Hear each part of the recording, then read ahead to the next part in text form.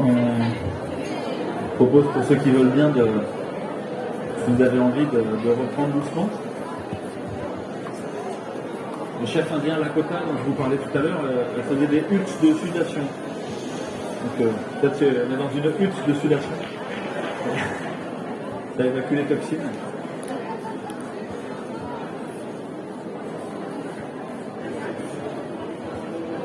Ok.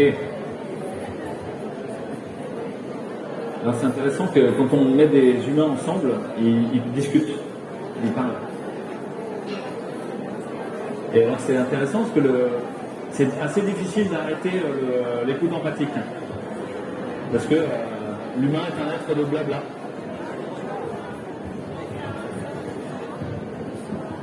Est-ce que c'est ok pour vous si je reprends? Ouais.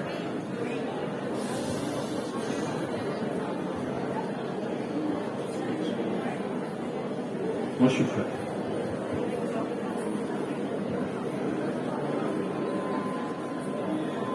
Il y a plein de gens au bar pour ça.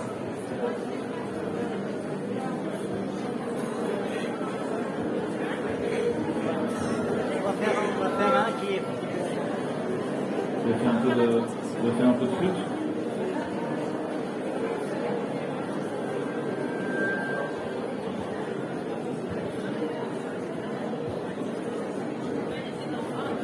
Est-ce que c'est ok pour ceux qui sont dans les travées qu'on reprenne?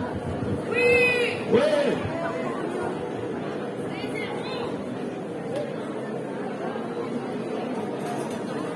Alors on va se...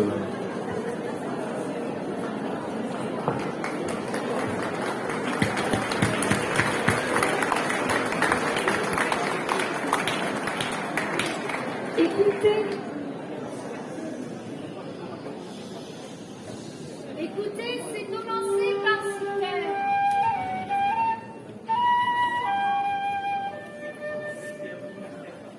Écouter, c'est se laisser habiter par l'autre.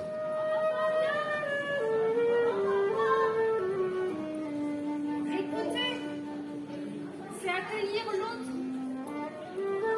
en lui reconnaissant le droit absolu d'exister.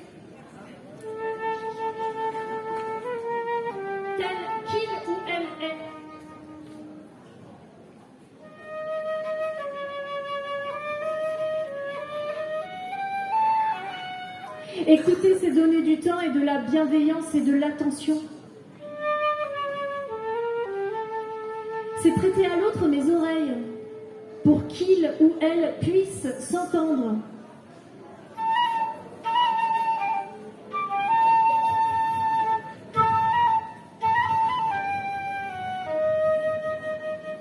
Écouter, ce n'est pas répondre aux questions de l'autre, c'est refuser de penser à sa place. Ce n'est pas lui donner des conseils qu'il ou elle n'a pas demandé. C'est l'aider à trouver en lui ses propres réponses.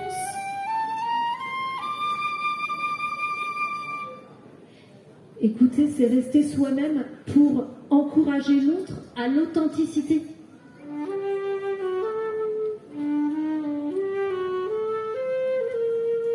Écouter, c'est reconnaître en l'autre ce qui est semblable et ce qui est différent.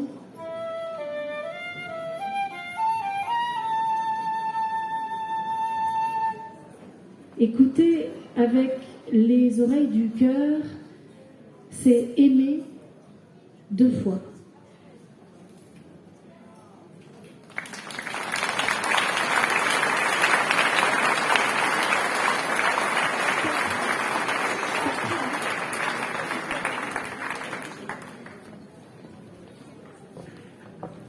Moi, c'est bon. J'espère que la pause a été bonne, que l'écoute a été intéressante. Je vous ai parlé dans la première partie, finalement, de la question de l'exil du paradis perdu, de la chute, Paradise Lost, c'est un poème de John Milton. C'est le thème central, quoi. Et puis ensuite, de la question de la ritualisation. Vous entendez pas? Vous entendez pas au fond? Est-ce que comme ça c'est mieux? Je continue de parler, bof, fort, comme ça, bof, moyen. J'arrive à mettre encore plus fort, sans que ça se mette à... Est-ce que au fond ça va? C'est mieux comme ça? C'est mieux. On a parlé du paradis perdu, on a parlé de la ritualisation et des figures d'attachement, de la réalité comme une interprétation du réel, et de cette réalité bâtie autour de récurrences, de refrains, de freudèmes, de répétitions qui reviennent. On a parlé de la mise en résonance et de la capacité d'action. On a parlé de la guerre mimétique, du désir mimétique et de la question du combat, comme étant plutôt l'ouverture à une relation, avec l'idée que je veux me transformer, que l'autre va se transformer au passage, et que nous passons notre temps à faire se frotter nos réalités. Est-ce que ce frottement est explosif et fait tout casser, ou est-ce qu'il ouvre des porosités, il ouvre des possibles et me nourrit, et fait advenir même une certaine fécondité, quelque chose d'inattendu, quelque chose qui n'était pas prévu, quelque chose qui n'était pas au programme, qui n'était pas simulé par le World Economic Forum. Est-ce qu'il est possible de faire advenir autre chose, des bifurcations? De quelqu'un qui s'appelle Bernard Stiegler, qui a beaucoup réfléchi à l'industrialisation de la culture, au fait que l'ensemble des contenus culturels qui nous sont proposés sont de plus en plus industrialisés, formatés, toujours les mêmes attendus, le même pote comme ci, comme ça, dans les films, vous savez, on coche les cases, il faut qu'il y ait tout ce qu'il faut, quoi. Représentant de toutes les minorités. Ou est-ce qu'on peut faire autrement? Laisser la place à quelque chose qui survient. Et je vous avais parlé de cette idée que nous étions des êtres situés, pris dans une incarnation, dans une famille, dans une société, dans un pays, dans un monde, dans une nature, et qu'il y a plusieurs relations de transformation du monde autour. Une relation qui est du domaine de la maîtrise créative sur un monde projeté. C'est une phrase compliquée. Maîtrise créative, je suis le maître, c'est moi qui maîtrise. Je vais créer comme je veux, sur un monde projeté. Je vais taper sur le monde tel que je le veux. Moi, Klaus Schwab. Et vous voyez bien que si je suis dans une relation de maîtrise créative à un monde projeté, je suis dans une relation de violence à l'autre, de violence au monde. Je vais lui imposer en force quelque chose. Ça marche, mais c'est extrêmement violent. Et tout le monde se souvient, je crois, s'ils l'ont vu, du fait que j'ai dit à un journaliste, je vais vous visser quelque chose dans le crâne. Extrêmement violent. Et c'est pas la bonne voie, à mon avis. D'ailleurs, ça a abouti, cette interview-là, au fait que je ne sois plus jamais invité. Et parce que je lui ai vissé dans le crâne que Pfizer avait 2,3 milliards de dollars d'amende en 2009, et que ça, vous n'avez pas envie de l'entendre. Mais je m'en suis voulu après. Je me suis dit, non, c'est pas comme ça qu'il faut procéder. Là, j'ai créé un traumatisme. J'y suis allé comme eux, comme un bourrin. Je suis arrivé avec un pied de biche dans le crâne des gens, je craque, on leur ouvre le cerveau, et on met une nouvelle ritualisation. C'est ce qu'ils font, hein. Parce que quand vous êtes mis dans une situation de violence, on vous tape dessus, au sens propre, hein. Les enfants battus, c'est ce qui leur arrive.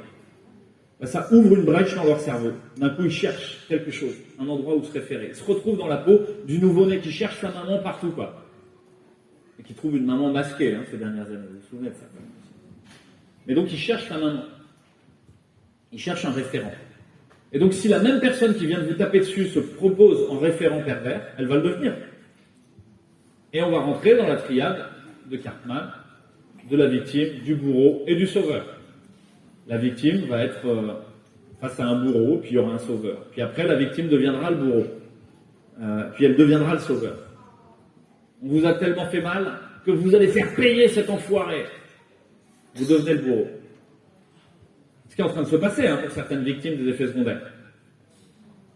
Ils ont tellement souffert. Personne ne veut entendre. Tout le monde s'en fout. Mais attendez, j'ai perdu mon utérus, j'ai perdu mes règles, ma fécondité, j'ai eu une myocardite, etc. Et donc ils vont vouloir y aller. Taper sur le système. Pas sûr que ça marche. Pas sûr que ça marche, parce que si vous rentrez en guerre, que vous cherchez à éradiquer l'autre. Il faut avoir calculé votre coût. Hein. Dans le Sun Tzu, qui est l'art de la guerre chez les Chinois, date il y a longtemps, c'est très lisible. Ils disent au départ, vous faites le compte entre les deux armées. Combien il y a d'hommes? Ils en sont où au niveau technique sur leurs armes? Les généraux, ils sont bien organisés, ils ont du charisme, ils sont suivis par leurs hommes, ils ont un référentiel doctrinal qui est correct. L'adhésion du projet militaire par l'ensemble de la population, il est comment? Ça sert vraiment le bien commun ou c'est la lubie d'un chef fou? Et il y a 5 points comme ça, j'en oublie un. Et en gros, si vous faites la mesure de ces 5 points-là, vous n'avez même pas besoin de mener la guerre. Vous savez déjà qui est gagné. Actuellement, si vous rentrez en guerre contre le néolibéralisme mondialisé, transhumaniste, plutocratique, qui a le pouvoir de l'argent, vous avez perdu d'avance.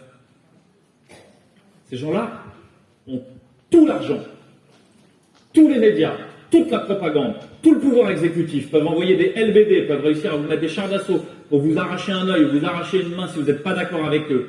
Ils ont tout le pouvoir législatif de faire des lois à la con qui servent à rien et qui vont réussir à vous taxer sur à peu près toute l'autonomie que vous voulez mettre en place chez vous. Ils ont tout le pouvoir judiciaire. Les juges sont dans leurs mains. Aucun référé dans aucune des juridictions n'a réussi à obtenir une quelconque avancée dans les 3 dernières années. La non-violence n'est pas une option. La non-violence est la seule option. C'est pas un choix idéologique, la non-violence. Hein. C'est un choix pragmatique. Vous ne pouvez pas faire autrement. Vous serez broyé sur place. Allez-y, bonne chance. Mais vous serez broyé sur place. Ça veut dire qu'il faut trouver une autre façon de faire. Et cette autre façon de faire, c'est la non-violence. C'est cette histoire de danse avec l'adversaire. C'est cette histoire de combat. C'est cette histoire de « je ne peux pas fuir ». Vous ne pouvez pas fuir. Vous voudriez fuir en Suisse? Il faut avoir les moyens. Au niveau de la vie, la tomate est à 15 €. Vous voulez fuir en Espagne? C'est pareil. Vous voulez fuir aux États-Unis, au Texas?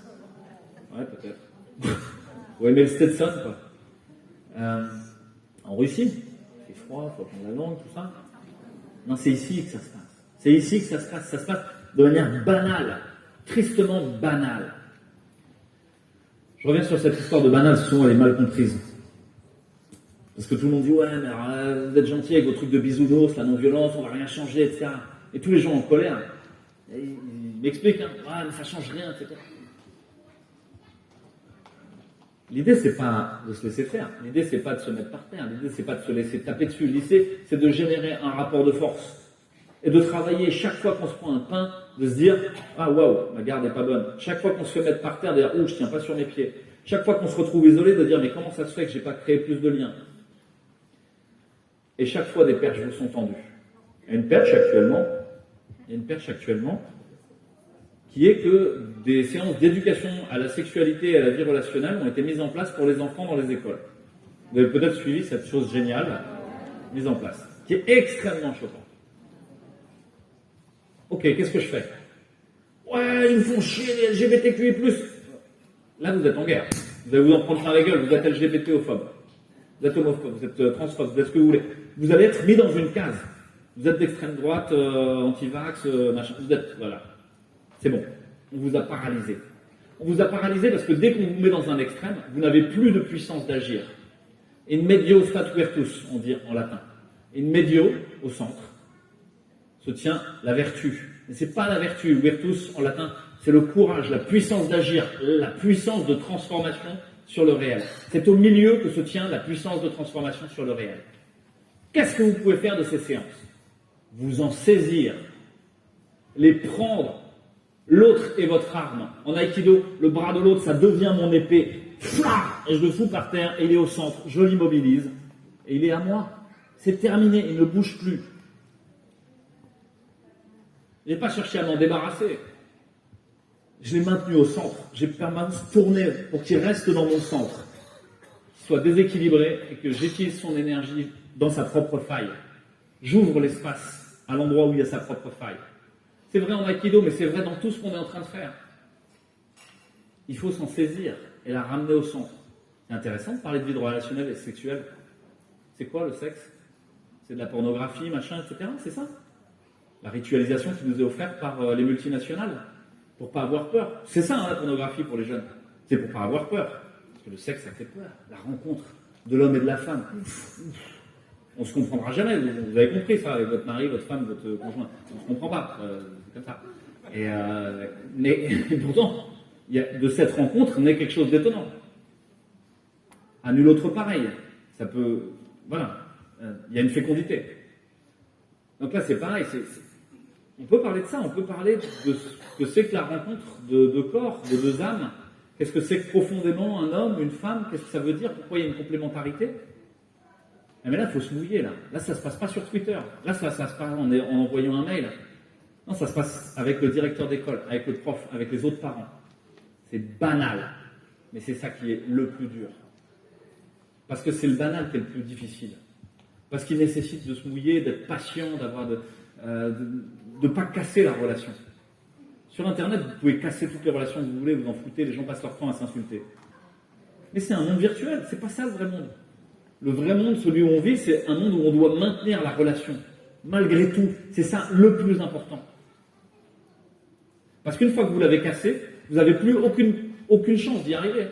Surtout si l'autre est plus fort. Et l'autre est plus fort, je vous le dis. Vous avez déjà perdu d'avance. Donc en fait, on a une proposition qui nous est donnée par le pouvoir d'essayer sur chaque chose où nous agressez, d'essayer de trouver comment l'aborder autrement. C'est ça qu'on dit en permaculture. On dit qu'il y a toujours au moins une façon de faire. Une autre façon de faire. Au moins une. C'est-à-dire qu'il y en a probablement 15 des autres façons de faire. On dit aussi le problème et la solution. C'est-à-dire, ok, on veut vous parler de sexualité à l'école et aux enfants, d'accord. Ok, on va y aller alors. On va y aller, mais on va l'investir comme on a envie de l'investir. On va reposer son propre centre. Mon propre centre danse. Que je reprends mon image des sumos. Hein. Vous avez d'un côté le World Economic Forum. Microsoft, combien cette année? 17 milliards. Ok, tu le mets sur la table, sympa. Super.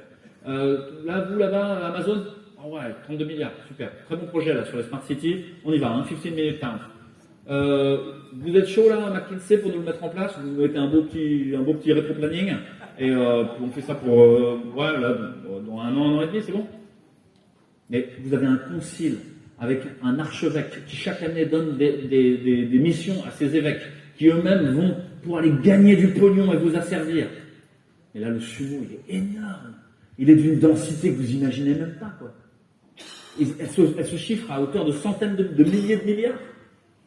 Et vous êtes des collectifs de citoyens qui déjà s'engueulent pour choisir... On n'est pas au niveau, quoi. On n'est pas au niveau. Ah, mais et si on travaillait à se mettre au niveau? Mais sans reprendre la folie des gens d'en face. Parce que eux sont dans un système complètement pyramidal où de toute manière il y a un tyran, point barre. Et ils résolvent toutes les choses par la force et la violence, toutes les contradictions. Et si nous, au contraire, chaque contradiction était une chance, chaque personne qui va dire quelque chose d'autre, au fond, c'est une occasion qui nous est donnée. Je reviens à mon journaliste préféré, il faudrait que je connaisse son prénom. Mais il a permis que vous soyez 400 aujourd'hui. Jamais, peut-être... voilà. Plus de personnes.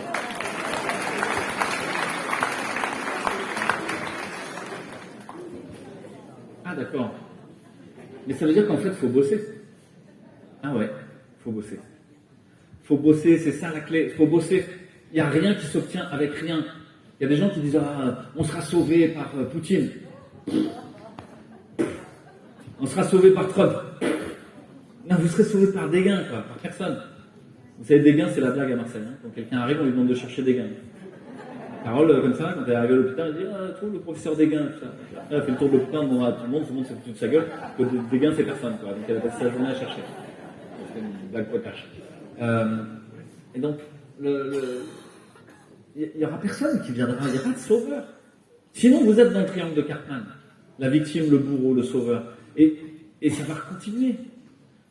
Le père qui bat ses enfants, il est un bourreau. Mais la minute d'après, il dit « Ah, j'ai perdu mon boulot, vous comprenez, compliqué, et puis avec l'alcool, je sais plus ce que je fais. » Il est une victime. Puis la minute d'après, il dit, allez, venez, on oublie tous les gamins, je vous emmène prendre une glace, c'est bon. Il est le sauveur. Et ça s'arrête jamais. Il faut sortir de cette relation-là. Il n'y aura pas de sauveur. Il n'y a pas de bourreau. Emmanuel Macron n'est pas votre bourreau. Emmanuel Macron est notre petit maître. Emmanuel Macron, c'est Yoda.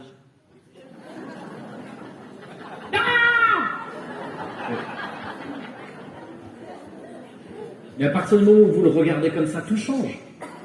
Tout change, parce que la tonalité que vous mettez sur les choses, vous dites, mais bien sûr, il est en train de me montrer ce qui ne va pas dans ma société.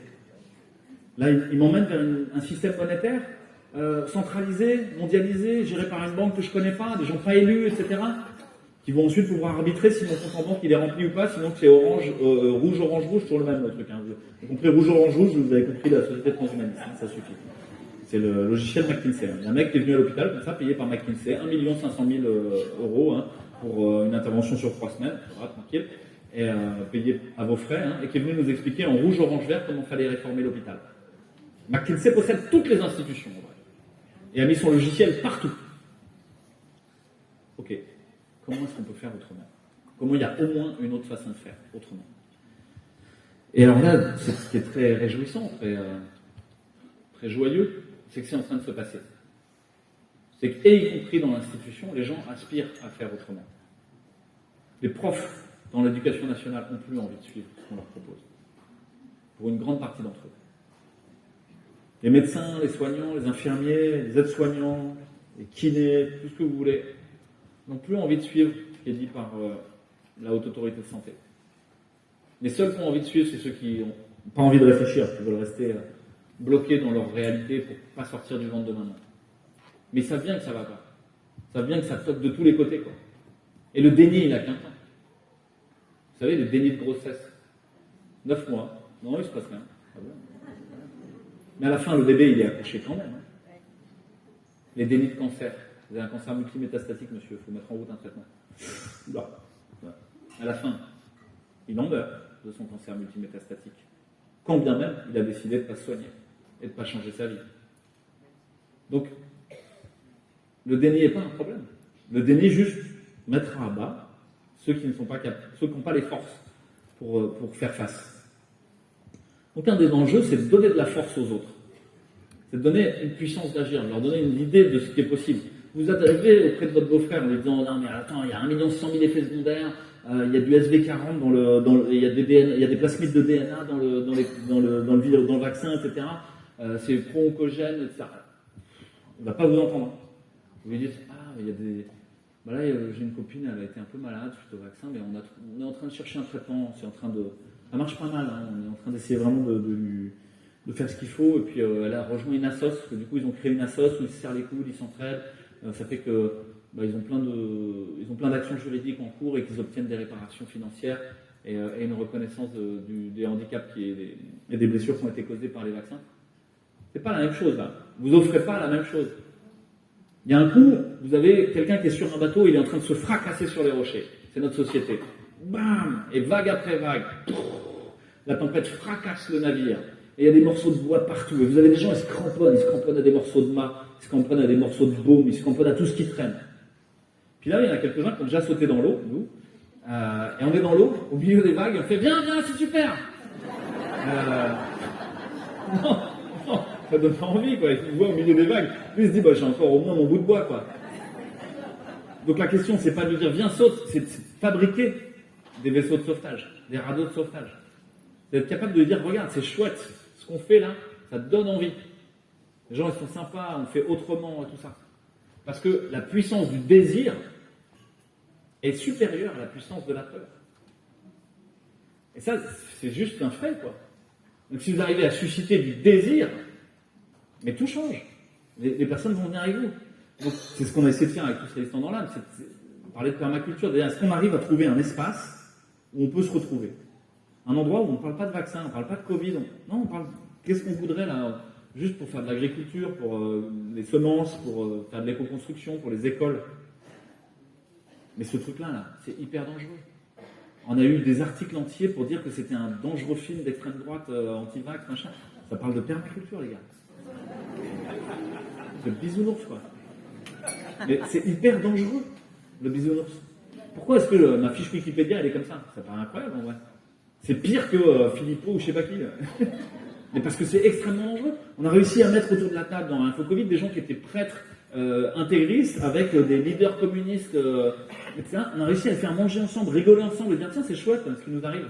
On est en train de construire ensemble. Voilà, pour la première fois, on aurait pu jamais se rencontrer. Et en fait, on s'est rencontrés. Et c'est fécond. Donc, voilà, moi, j'ai peut-être laissé la parole à vous et à d'autres. Mais...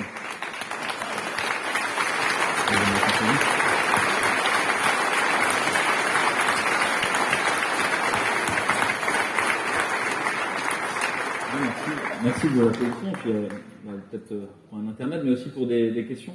Et pour vous dire que le monde de demain n'est pas demain, il est maintenant. Il est maintenant, il n'est pas suspendu à un sauveur, il n'est pas suspendu à une espérance. Qu'est-ce que je veux dire par là? C'est encore un petit mot sur l'espoir et l'espérance. Il y a un poème qui s'appelle Les Travaux et les Jours d'Hésiode, au 8e siècle, où il raconte l'histoire d'Épiméthée et de Pandore. Pandore est la femme d'Épiméthée, le frère de Prométhée.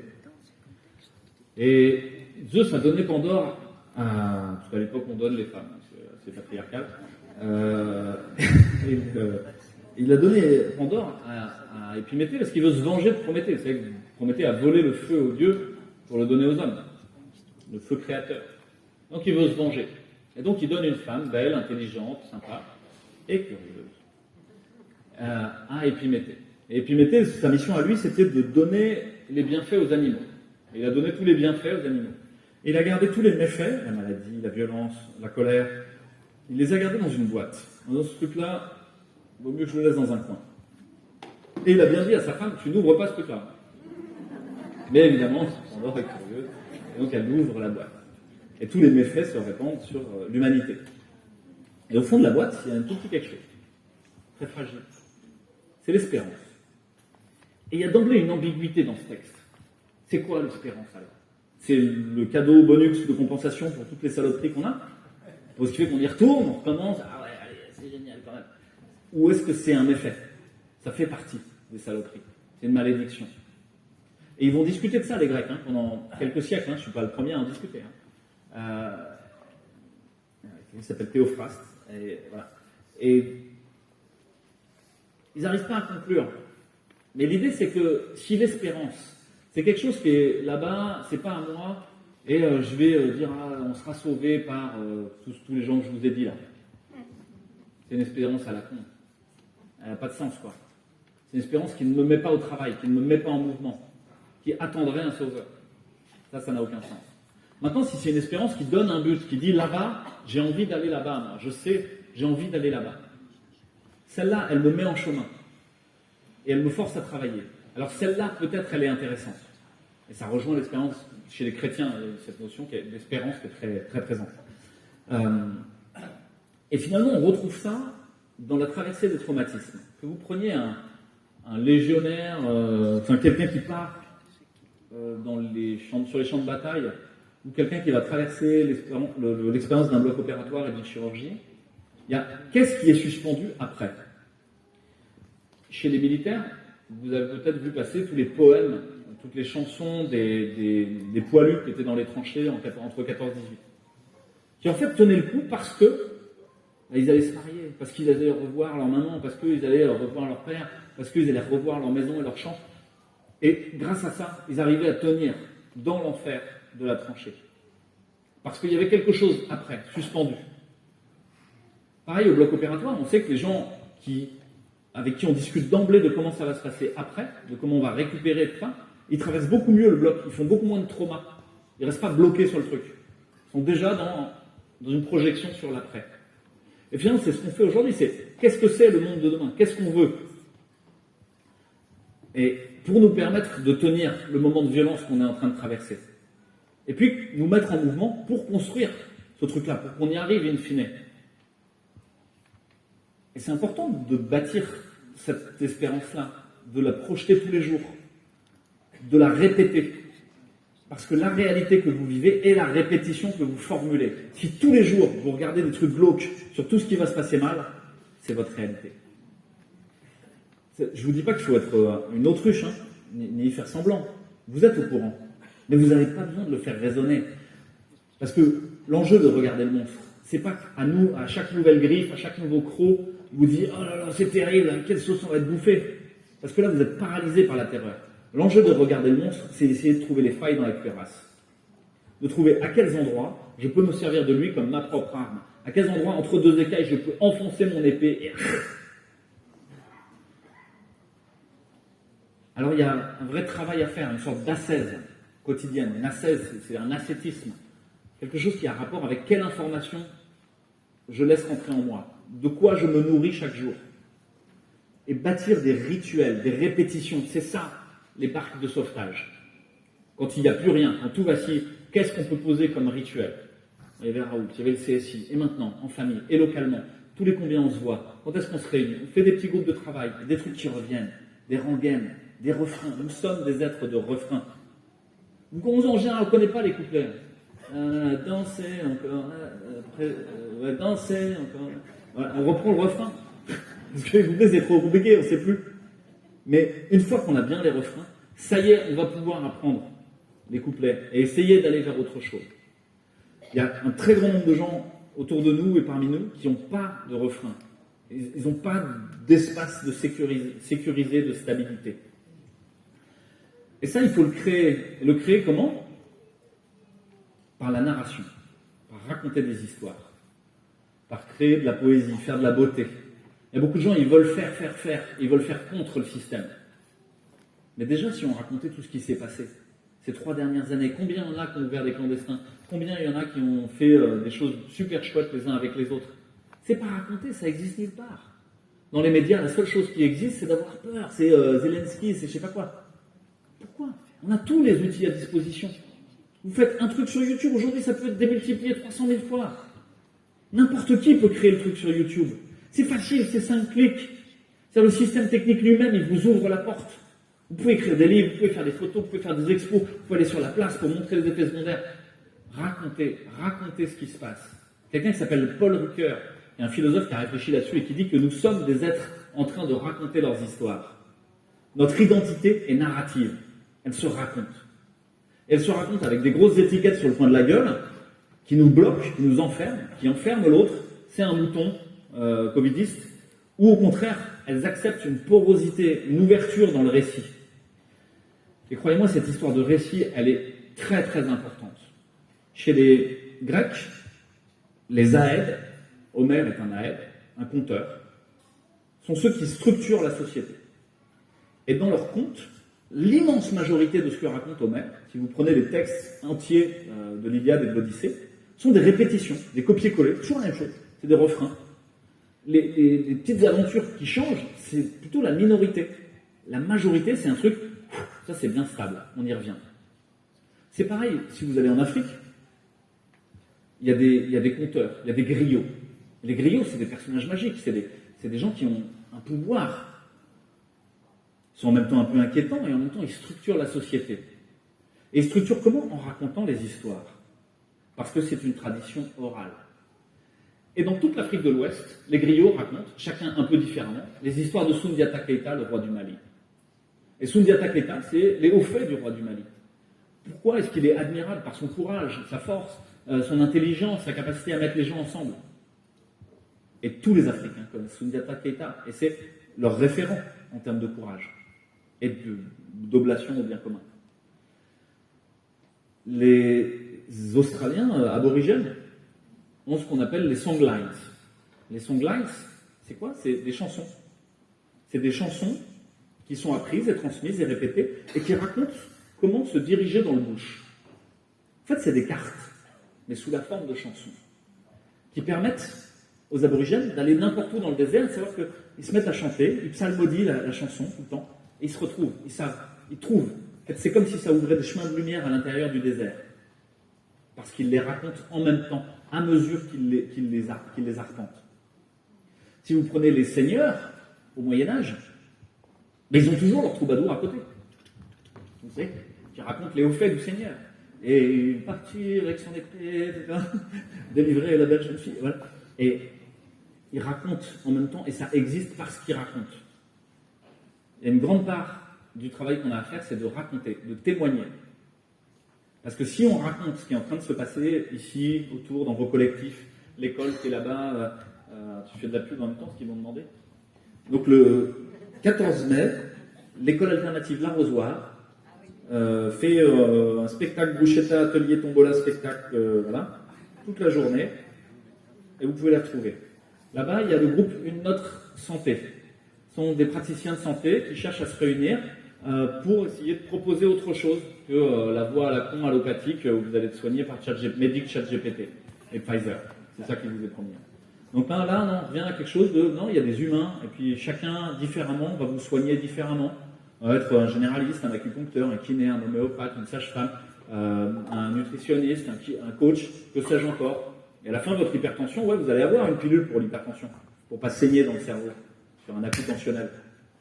Mais ensuite, on va vous faire voir un kiné, un coach sportif qui va vous dire, non Gérard, je cours plus beaucoup là, on va peut-être se remettre un peu en mouvement là. Hop, il va vous faire bouger. Puis on va vous envoyer voir un nutritionniste. Disons Gérard, les frites, la pizza, là. Arrête, un peu là, diminue un peu les légumes, je sais pas. On y va. Hop, on va changer la façon de manger. Et puis on va dire, mais disons Gérard, excusez-moi pour Gérard, je sais pas si personne s'appelle Gérard. C'est un exemple, c'est pas pour vous. Disons Gérard, t'es en colère contre ton papa là. Mais depuis longtemps t'es en colère là, contre ton père. Et puis ça te bouffe ton énergie là, de toute ta vie en fait. Et si on travaillait là-dessus? Et vous allez voir qu'à la fin, Gérard, d'avoir couru, d'avoir bouffé autrement, d'avoir réglé ses problèmes psychologiques, d'avoir fait de la méditation, d'avoir fait du yoga, que sais-je encore, il ne va plus avoir besoin de sa pilule. Hein. Et il ne va plus être hypertendu. Ça, c'est l'idée de la santé intégrative. Ça, c'est l'idée de la santé intégrative. Donc, vous avez le groupe Une Autre Santé, ils ont des t-shirts homemade là, que vous pouvez retrouver. Et je suis persuadé que si on demande dans la salle tous les projets qui existent, il y en a plein dont vous n'êtes pas au courant. Des projets banaux, quoi, du quotidien, de chez vous, mais qui sont en train de changer la vie et de changer le monde ici. Et si vous... Je reviens sur cette histoire du Dauphiné libéré, parce qu'apparemment ça... Je ne voulais pas en parler, en fait, mais... imaginez que là, on y va tous ensemble, là. Mardi, parce que lundi c'est férié, mardi on y va tous ensemble. On se donne rendez-vous, puis on fait un barbecue, et on y va, on demande à discuter avec le gars, quoi. Non, c'est pas Gérard. Comment ça s'appelle avec le journaliste. Gentiment. Diplomatiquement. À 400. Ça va? Non? C'est ok. Est-ce que ça pourrait lui poser question? D'un coup, vous trouveriez avoir une puissance d'agir. Parce qu'à partir du moment où on s'entraide et on se réunit, on est inarrêtable. Au travail.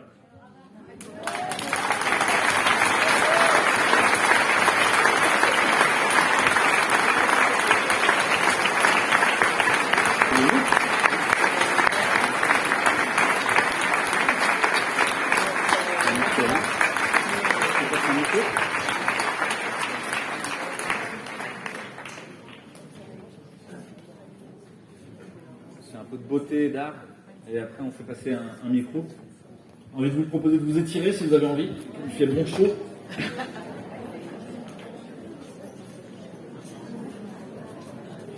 Vous baillez.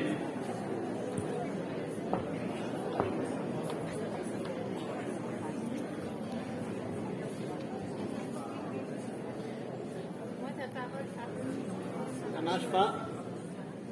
Tu peux ouvrir le micro s'il te plaît?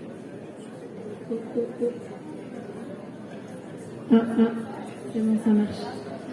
Oui, Louis, je voulais te dire que ta parole sur le fait de réancrer des rituels, la narration, ben moi ça me parle beaucoup. Et en fait, depuis le mois de décembre 2020, j'ai commencé à raconter un conte qui s'appelle le Mushkil Gusha. Je la raconte chaque jeudi. Et on dit que si cette histoire est racontée le jeudi en mangeant des dattes, dans le monde, celui qui est en difficulté va trouver une solution à ses problèmes.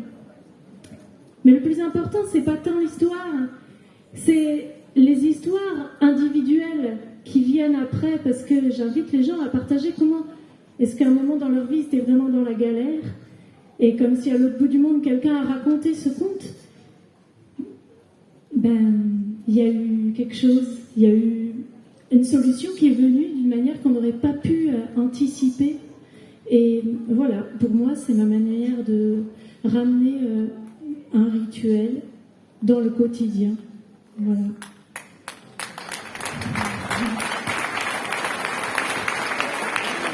On est avec cette histoire bientôt à mi-temps, donc ça fait presque 2 ans et demi que Sylvaine le raconte. Moi, je l'accompagne tant que je peux. Je ne peux pas toujours être là.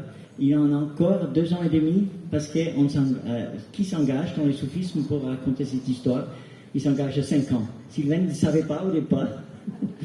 Et du coup, on cherche aussi des gens qui veulent bien nous accueillir un jeudi soir. Parce que le jeudi, je dis. Et on finit avec un petit texte qui, justement, celle que j'ai croyais au début nous offrir, qui a fait pas mal le tour pendant le premier confinement. Nous on l'avait chopé sur Internet, il nous a marqué. Et j'espère que certains les retrouvent et d'autres le découvrent. Ça s'appelle l'hymne à la résilience de Marnie Queru.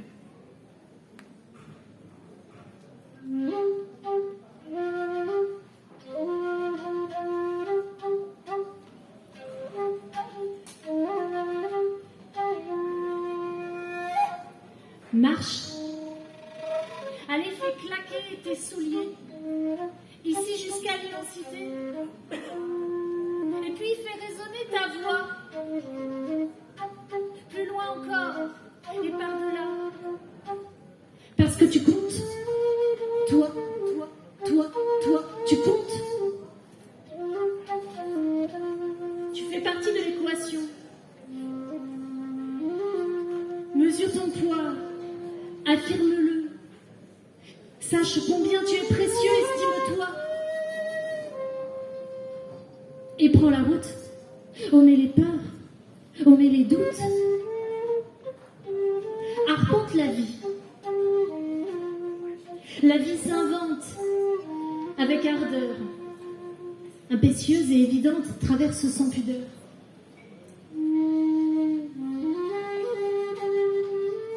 Laisse-la t'emmener, te traverser, t'aimer, te tordre, te bousculer, te remettre en désordre, ne te range pas. Jamais. Explore chaque pan de ta singularité.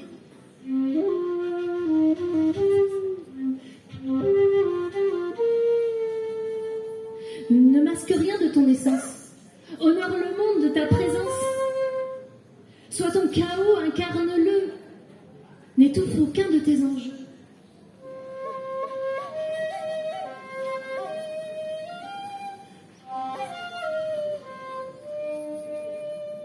Et tombe. Le ventre à terre mord la poussière et mord tes ombres. Frappe, crie, pleure, rage. Maudit le ciel et ses foutus apprentissages. Rassemble-toi. Unis tes forces. L'obstacle vient pour consolider ton écorce. Viens cogner tes résistances et te forger une expérience. Mets tes cuirasses. Réarme-toi, mets-toi debout. Réarme-toi. Avance, avance, avance. Avance, avance.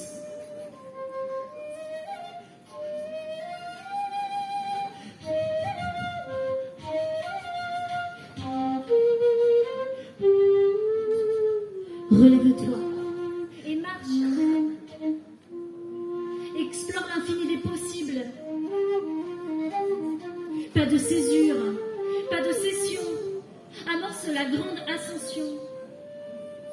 Ne cherche pas le bon chemin. Tu es le seul chemin. Façonne-le à ton image. Et invente ton propre voyage. Et tes légendes. Et tes récits. Prends des détours, des raccourcis et perds-toi. Autorise-toi à faire parfois les mauvais choix. Accueille tes moments d'égarement. Accepte ton aveuglement. Ne tiens rien pour définitif, tout se transforme. Prends des sentiers alternatifs et multiformes. Tu comprendras en vérité qu'aucun chemin n'est tout tracé. Crée ton histoire à chaque pas, improvise et invente-toi. Avance, avance, avance, avance, avance, avance. Invente-toi et danse.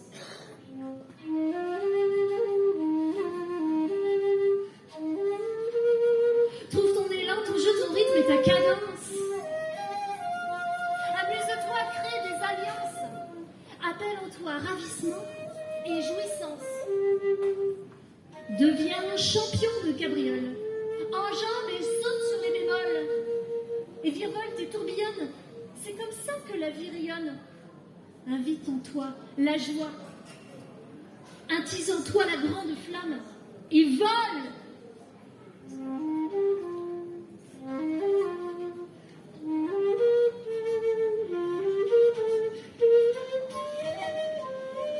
Émancipe-toi du cadre imposé et des normes.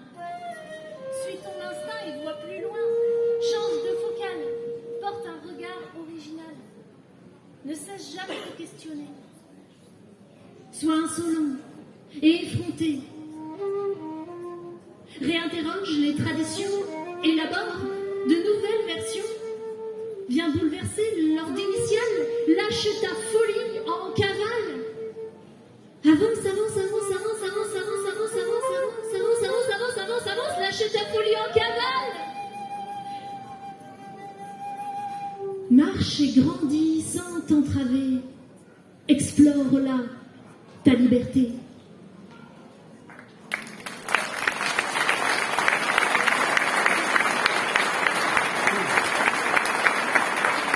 Merci.